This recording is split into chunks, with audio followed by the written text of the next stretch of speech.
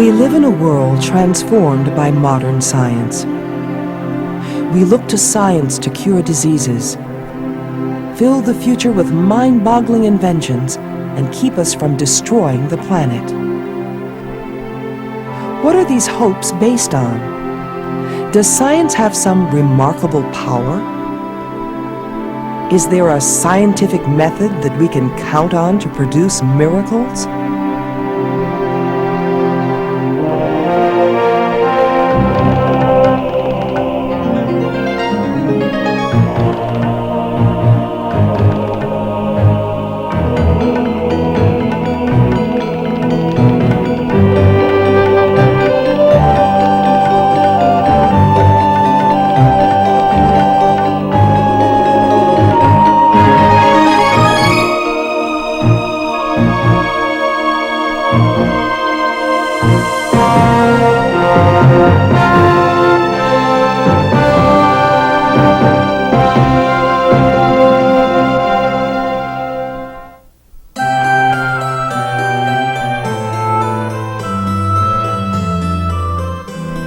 Sir Francis Bacon was a spokesperson for the scientific revolution.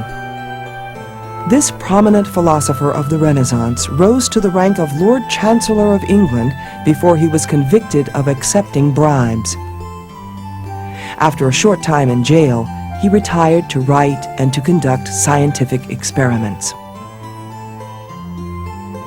In one book, Bacon imagined an island he called the New Atlantis, where people had mastered nature through science and even devised machines like helicopters and submarines. Closer to home, Bacon criticized the schools of his day for concentrating on scholarly texts, and he urged people to open their eyes to nature. Let us establish a chaste and lawful marriage between mind and nature. Knowledge and human power come to the same thing, for nature cannot be commanded except by obeying her. Enough if, on our approaching her with due respect, she condescends to show herself. He believed that the constant attention to book learning was wrong, and he formulated, I think without fully knowing how his words would be used, this idea that what we must go out and observe the world. The book must be the book of nature, which must teach us everything which is to be learned about our material life. Although Bacon put observation of nature first, he also placed a high value on reflection. The men of experiment are like the ant. They only collect and use.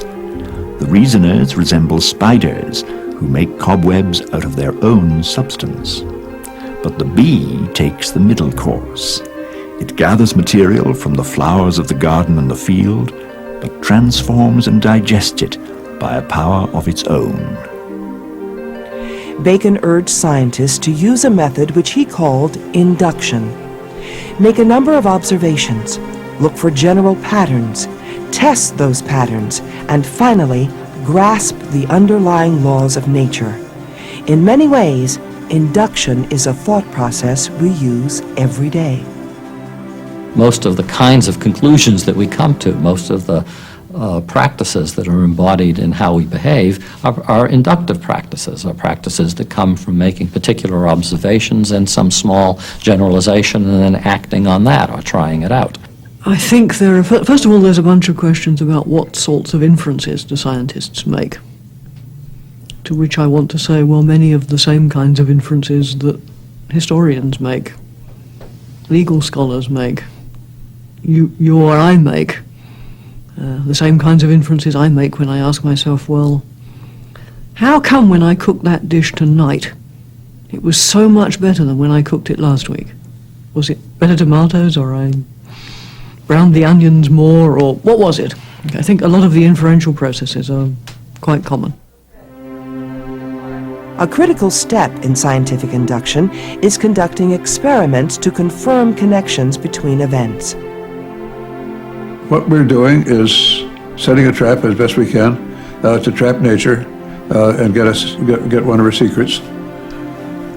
We're deriving an implication of an observable event from the assumption of another observable event, at which point we can set up our experiment and find out. So there's the trap in which we're hoping to get nature to express herself. Bacon wrote in an opportune time. Several decades later, scientists who founded the Royal Society of London used his ideas to formulate their goals.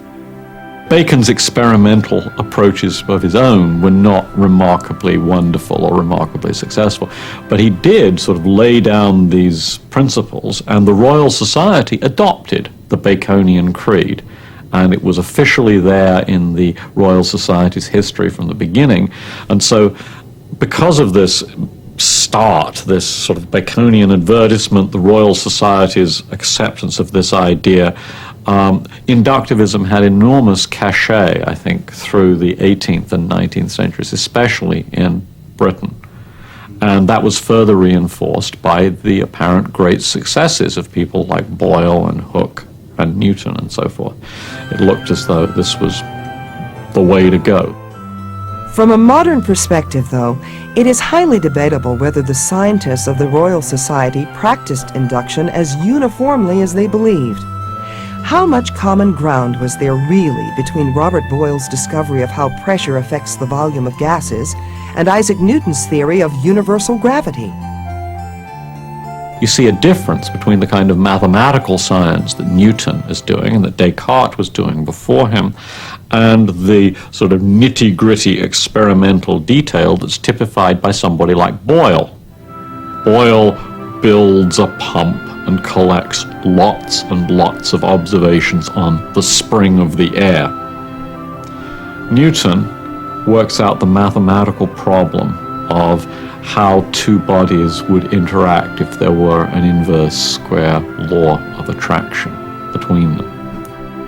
Now, Bacon's account seems to work more beautifully for the Boylean sciences, the experimental sciences, than it does for the theoretical ones. Although Newton himself, I'm sure, would have said, on his deathbed, I have followed the true road of Francis Bacon. Newton did, in fact, describe his theory as inferred from the phenomena based on observations of falling objects and orbiting planets. And for centuries, most scientists and philosophers agreed. During the 18th century, after the enormous success of Newton's work, especially Newton's mechanics and theory of the universe, there was a sort of official empiricist account of how scientific knowledge was developed. We went out, we got observations, and in light of these observations, we were able to arrive by inductive inferences at generalizations.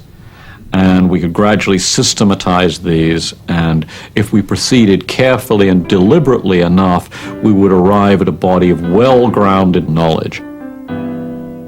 The history of philosophies of science it's an odd interaction between what the philosophers say and how the scientists present themselves to themselves. I mean, so that the scientists in the 17th century, most of them, certainly the ones in the English-speaking world, presented themselves as if they were doing what Bacon was doing, even when they plainly, now historians will say, weren't. Newton wasn't doing that, for goodness sakes. But if scientists don't derive their theories from observation of nature, how do they come up with them? One alternative was proposed by 18th century philosopher Immanuel Kant through pure reason. Reason must approach nature in order to be taught by it. It must not, however, do so in the character of a pupil who listens to everything that the teacher chooses to say, but of an appointed judge who compels the witnesses to answer questions which he has himself formulated. Now, this is a very striking image because what it makes clear is that every scientific investigation is in the nature of an interrogation, and that it is we who have framed the questions that our observations of nature have to to be used to give answers to. It isn't that nature forces on us the questions that we have to get the answers to. Despite occasional dissenting voices such as Kant's, inductivism remained the dominant view of how science works until the 20th century. Ironically, it came under attack partly due to a new concept of gravity. In 1915, in his General Theory of Relativity, Albert Einstein proposed an entirely different approach from Newton's.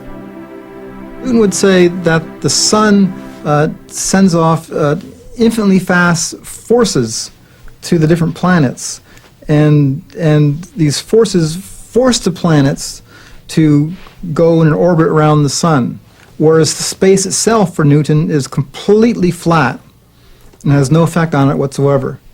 Whereas for Einstein, there are no forces going back and forth between the planets and the sun. But space is not completely flat. Space has been all curved up around the sun, and the planets are just traveling a free orbit through this curved space. And for them, this is the straightest path for the planets, traveling through this curved space. Also in the early 20th century, quantum mechanics suggested that Newton's laws of motion don't apply at the atomic and subatomic level. These events prompted philosopher Karl Popper to put forward a radically new view of how science works. I assert that scientific knowledge is essentially conjectural or hypothetical. The great scientists such as Galileo, Kepler, Newton, Einstein, and Bohr represent to me a simple but impressive idea of science. These are men of bold ideas, but highly critical of their own ideas. They try to find whether their ideas are right by trying to find whether they are not perhaps wrong.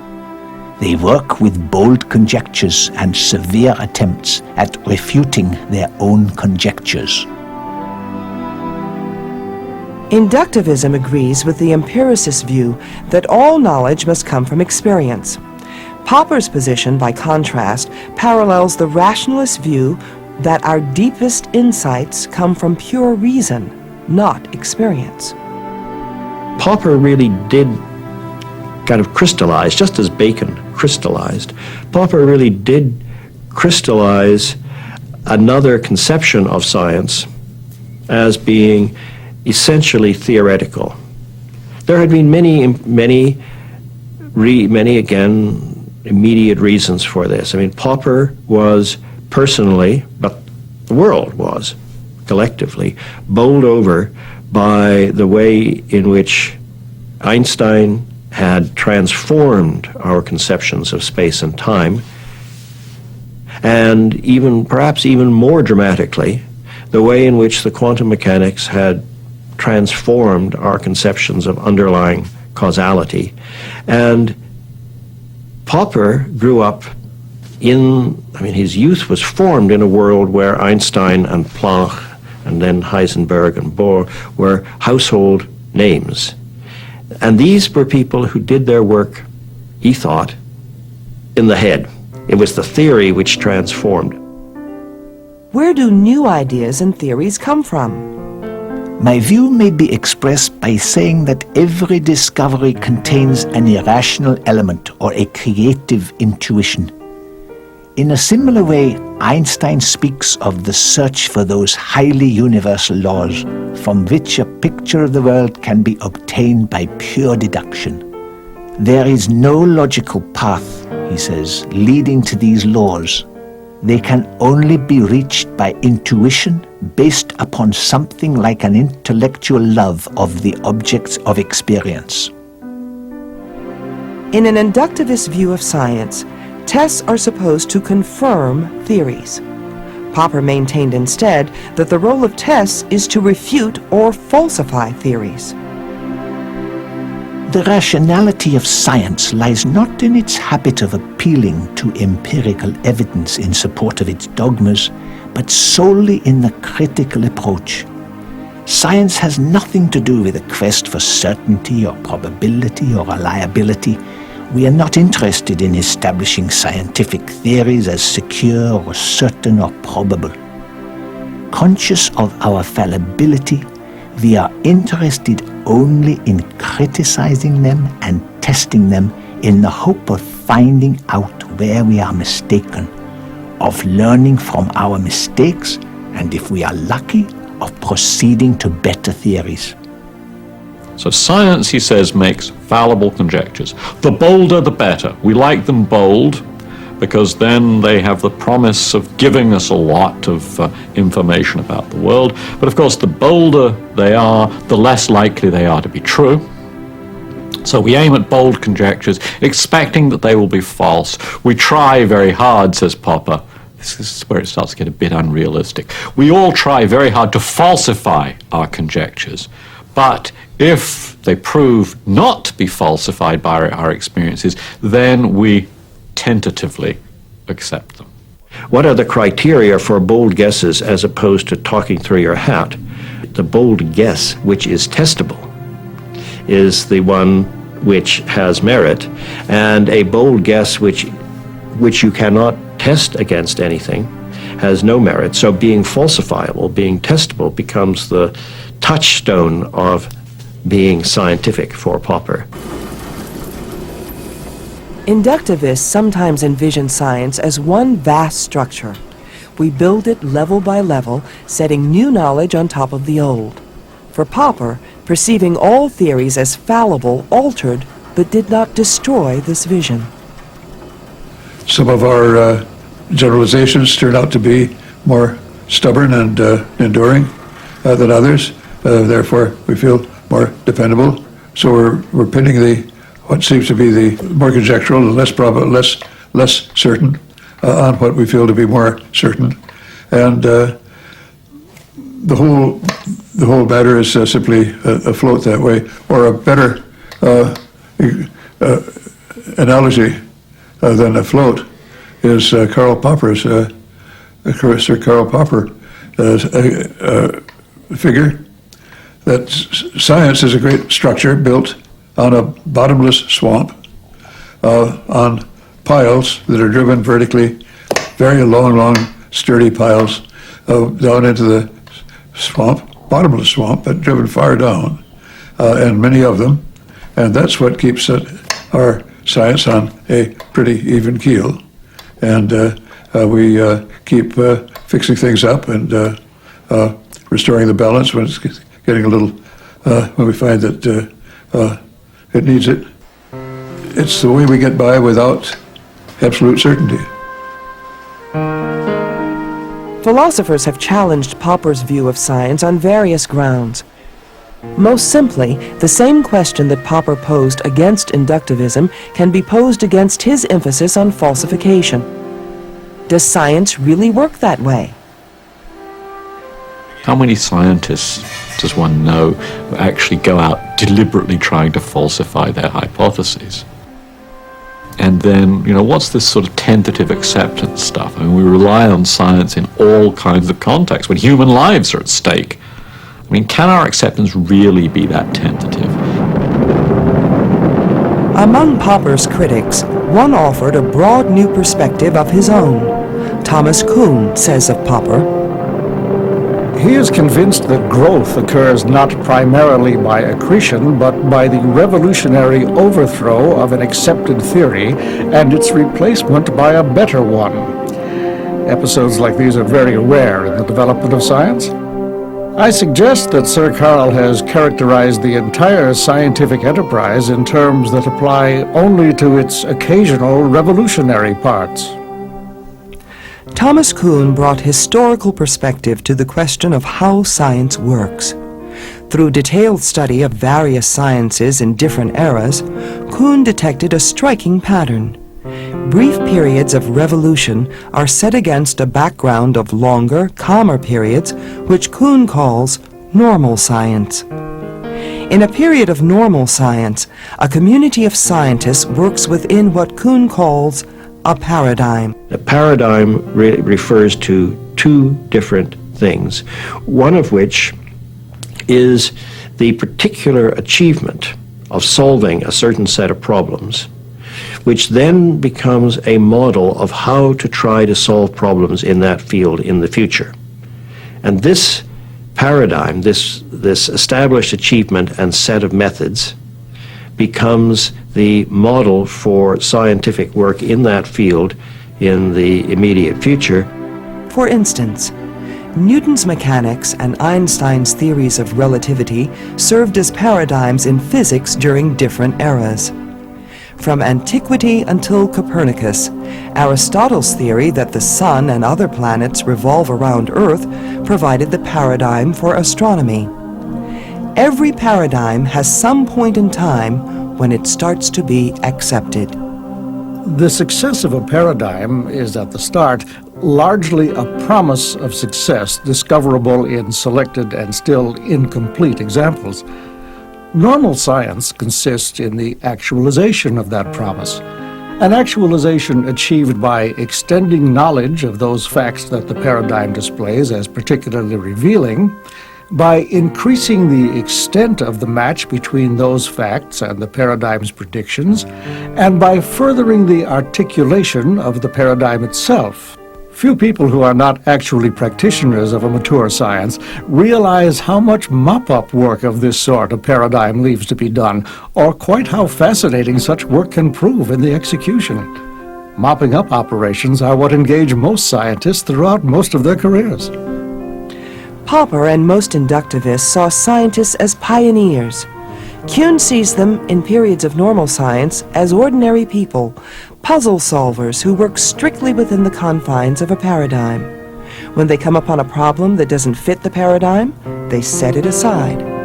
But gradually such problems mount, and a period of revolutionary science begins. People bash their heads against a wall. It seems impossible to resolve a certain group of difficulties. And at that point, he says, we pass, that branch of science will pass from normal science into a state of crisis, where everybody's attention is focused on these anomalies and can't figure out what's going on. And then a new idea will appear, which is somehow in the same field of inquiry, but totally changes the ways in which phenomena are described, and moreover enables one to solve some of precisely those outstanding problems. As this new paradigm becomes established, normal science resumes. As one person put it, Sylvan Bromberg, a nice remark, science is a series of exercises in imitation, that's the normal science stuff, punctuated by changes in fashion. Those are the revolutions. Like Popper, Kuhn argues that scientists almost never follow Bacon's suggestion and simply observe nature. Rather, a paradigm influences what they observe and how they interpret it. Kuhn also agrees with Popper that induction does not properly describe how scientists arrive at theories.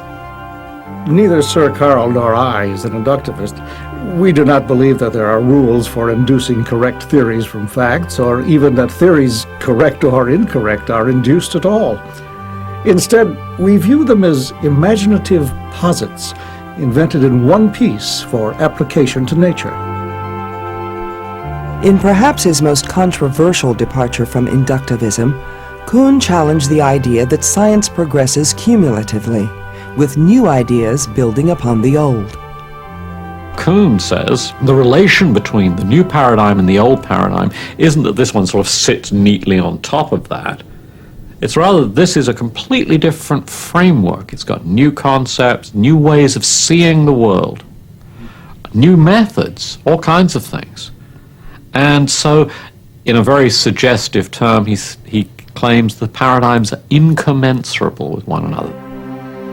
Led by a new paradigm, scientists adopt new instruments and look in new places.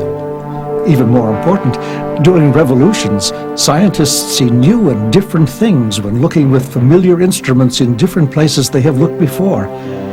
It is rather as if the professional community have been suddenly transported to another planet, where familiar objects are seen in a different light and are joined by unfamiliar ones as well. Some have seen Kuhn's ideas about paradigms as an argument against progress. Kuhn himself argued that science does make progress. New paradigms can be judged superior to old by standards such as scope and simplicity. But after Kuhn, it is much harder to picture science as one great structure of timeless knowledge. I think against the background of it all, the deepest transition that he made was to think of rationality itself as being something which is historically conditioned. And I think that that change has in some way permeated a lot of modern culture. Given the striking differences among even a few views, can any satisfactory answers be given to the questions, how does science work? And is there a scientific method? One of the impulses that has come out of the responses to Kuhn, I think, has been the recognition of a great deal of diversity among the sciences. So perhaps it's the wrong question to say, well, look, how does science work? Perhaps we should ask ourselves instead, well, how does molecular genetics in the second half of the 20th century work? I think we do rob ourselves, we do impoverish our understanding if we insist on only one kind of explanation, only one kind of method being truly scientific, and we enrich our ability for making the world intelligible to ourselves if we're prepared to hang a bit looser and to accept the legitimacy of all kinds of explanations. And of course, it's not the case that science is all theory or science is all experiment. Science is an intimate interaction between what we do with our hands, what we do in our heads, and what we do by talking to each other. And it may be at the end of the day that we have a picture of the sciences which doesn't see them in the same sort of total and monolithic way, but as a bunch of enterprises with some common features among them, that all of which, or perhaps various of them to different degrees and in different respects, are good at giving us insight into the way the world works, but that don't have sort of some shared feature that we can hail as the scientific method.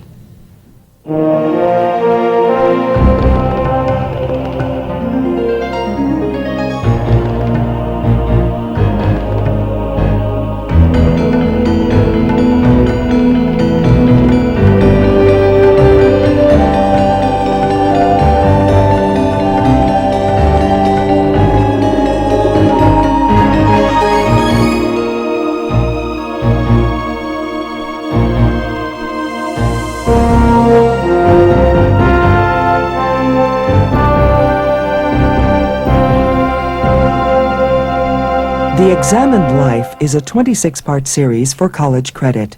To purchase a video cassette or transcript of this program, call 626-796-7300 or visit us online. Please order by program number.